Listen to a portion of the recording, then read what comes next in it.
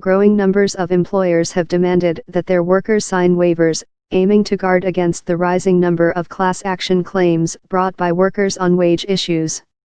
Class action litigation can result in large damages awards by juries and is harder for businesses to fight than cases brought by individual plaintiffs. President Donald Trump's administration last year reversed the government's stance in the case, siding with the companies after former President Barack Obama's administration had supported a U.S. National Labor Relations Board decision invalidating such employment agreements. The policy may be debatable, but the law is clear.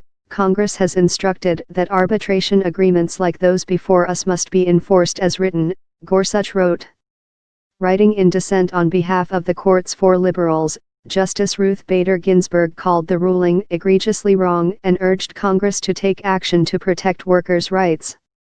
Take it or leave it, the court today holds enforceable these arm-twisted, take it or leave it contracts, including the provisions requiring employees to litigate wages and hours claims only one by one.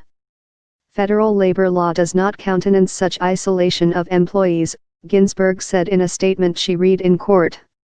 The ruling came in the biggest business case of the court's current term, which began in October, runs through the end of June. The three consolidated cases decided by the court involved professional services firm Ernst & Young LLP, gas station operator Murphy Oil USA Inc., and healthcare software company Epic Systems Corporation. Celine McNicholas, Director of Labor Law and Policy at the liberal-leaning nonprofit Economic Policy Institute, said the ruling undermined labor law and workers' rights. It is essential to both our democracy and a fair economy that workers have the right to engage in collective action, McNicholas added. The NLRB argued that the waivers violate federal labor law and let companies evade their responsibilities under workplace statutes. Workers have fought back against the waivers, arguing that the cost of pursuing their cases individually in arbitration is prohibitively expensive.